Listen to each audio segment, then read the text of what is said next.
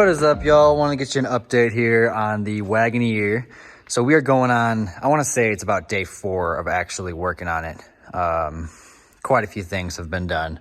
So first, we'll just kind of start from the front, work our way back. Started with some LED headlights, just because the factory ones are terrible. Those are pretty simple. Took about 5 minutes to do them.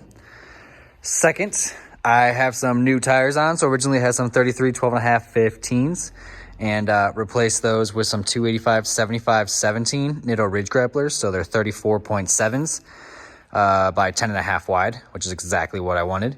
And then some 17-inch Black Rhino Thumper, I think is what the wheels are. So got them onto there. Looks super dope. Love the way it looks. One big thing too is you see I got a Fox shock up here. Well, I went ahead and 3-linked the front. So it already has high steer, so I don't have to worry about that. I am going to change that out with some aluminum steering from RPM.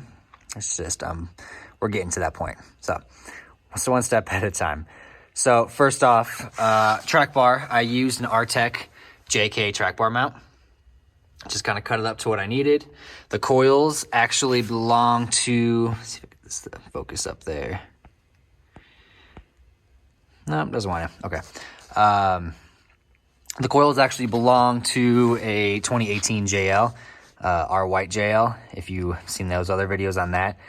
Saved the coils and I put them in here and just mounted them underneath the frame with some mounts, and then actually used JK lower perches and just kind of cut them and made a truss that went all the way across so it has a flat part to mount to. An Artec upper control arm mount, a gusset, an Artec lower mounts. And then those shocks are actually JK rear shocks for like a 3.5-inch lift. Worked out well. A factory JL front track bar. I just flipped it backwards so it clears the pumpkin because we are a passenger side drop pumpkin on this guy. Then some Synergy JL front lower control arms. These are all things that I just had laying around here, so that's why it was super last minute that I decided to 3-link it. And I was like, shit, what do I have? And made it work. Custom made an upper control arm mount for the frame side. I'd go under there, but it's super dark. It basically just mounts all the way around the frame, comes down, attaches to the lower control arm, comes back up and mounts up there. And it's just a boxed in frame mount with a 15-degree bracket that I had made for the frame side. And then the lower control arms mount on the bottom side, and then kind of have a small gusset right here so it kind of reinforces onto the frame there. But these guys all work out perfectly, so it should drive quite a bit better than it did with the leaf springs. I am going to do the rear at some point. Only reason I did the front currently is because I needed front drive shaft clearance.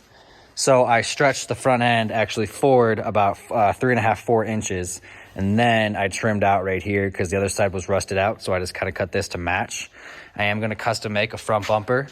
So the front bumper is going to be super closer to the grill than this actually factory bumper is. And it's going to have an angle on the corner right here that's going to line up with this. And once I actually sand this down and clean it up, it'll look like it's supposed to be that way. So yeah, super psyched about that. That came out rad. All right, and today I kind of put some focus on cleaning up some of the suspension parts, but mainly trying to get this interior knocked out. So it has all brand new carpet all the way around. The back end, so these guys are brand new carpet with an MDF kind of sheet behind it. And then on the back side of that is 10-gauge steel. That, or 11-gauge, one of the two, can't remember. That I cut and fit out to go across that whole entire piece. So that way, and I dynamatted on the other side, so that way it kind of seals a little bit, because this whole entire back piece right here is hollow inside here. So it's dynamatted inside on this side. You can hear that. That's the difference it makes. And then I dynamatted the new sheet, put a 6x9 in there. It has an enclosure behind it, so it's all sealed in, makes it sound a little bit nicer. Also protects it from any elements that may or may not come up from that wheel well. Carpet over everything. Got the rear seat. So like I said, the rear seat's in like just almost perfect condition, so I'm leaving it the way it is for right now. Added Dynamat everywhere. everywhere. So all the doors have it. All the insides of the doors have it. The roof has it all the way across. The floor has it everywhere. I can't really peel this up too far, but I actually bedlined the whole entire floor. I patched in a couple of the rust spots that I had, bedlined the whole floor, and then I put, you can kind of see it underneath there, Dynamat all along the floors, and I put multiple layers over the fender wells and the foot wheel wells, kind of the louder areas, so it kind of helps a little bit. Then carpet on top of that. So it should be nice and quiet. The roof, like I said, I put Dynamat all along there. So that should help quite a bit. Just because it's an older vehicle, you know, there's not really any insulation. That steel you're seeing right there is the steel you see on the outside. So the headliner I have at the house, we're actually remaking it right now. So hopefully I get that guy in here probably next week. And then, like I said, did all the doors, did all the inside of the doors. The front, I have some Smitty-built seats. These are just some generic ones I put in here while I'm trying to find a place to reupholster the factory front ones. It's just everyone wants way too much money, so I didn't feel like waiting with a big rip in the seat. So I just got these guys. If you're ever looking into them, you know, they work well and they look nice, but these guys are hard as a rock, and they're not really something that breaks in. So just going to use these till I get the factory ones back, and then I'll sell these guys and get rid of them. So like I said, I have 6x9s in the back. I'm having 6.5s put into the doors. I plan on putting tweeters in the corners there, and then maybe like a 5.25 inch speaker in the center here. And this is kind of what the previous owner did. It's meant to have a speaker. It's just in order to get back there, because he had an aftermarket head unit that he had cut up, if you remember that. I made a template, welded it back in place, and then kind of did this style, which is a factory style, but it doesn't actually cut out all of that. It fits into the factory. So I just had to basically remake all of that. But my assumption is he was trying to do the head unit. The only way to get that apart is to take apart the whole entire dash has to come out. In order to get this top part, they actually recommend you taking the windshield out. So my assumption is he was just like, you know what? And then went down through there. So, but yeah, is what it is there. But like I said, so I have this retro sound head unit. So it has like Bluetooth, USB, all of that stuff. It just looks like an original old style head unit, which I think is super dope. I have a compact Pioneer amp just kind of hanging right there until I get it moved and everything tested and finalized into place. 6.5 inch Rockford Fosgate speakers in the front, 6x9 Rockford Fosgate speakers in the back. And then I have an Alpine powered sub that goes underneath here. It's their 8-inch one. I had it in my JL and in the Gladiator, and it was perfect. And I don't want crazy amounts of bass in this because it's going to rattle everything apart. So don't need that. Just a little bit of oomph goes underneath the seat. Sounds awesome.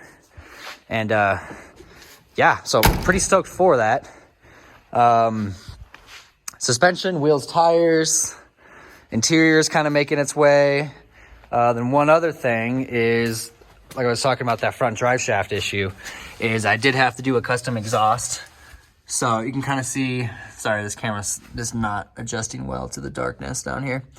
I got new from the manifold, comes down, comes across, new white pipe, merges up, have a cat, then have a muffler, and then kind of downfires right over the axle right there. So it's just past it where it won't heat up everything. That way everything clears in the rear. Everything clears in the front. The drive shaft clears, the third link clears, and everything just kind of works awesome.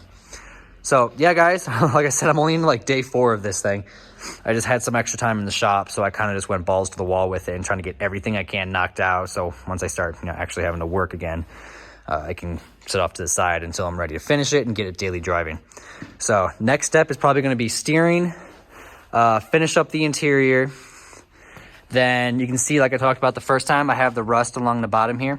I'm actually going to cut it out entirely and then do a 2x3 that's welded into place so it works as a rocker as well as a step once I do some dimple die pieces off of it and bend some tube for it. So it'll be clean, functional, and kind of look nice. All right, guys. See you next video.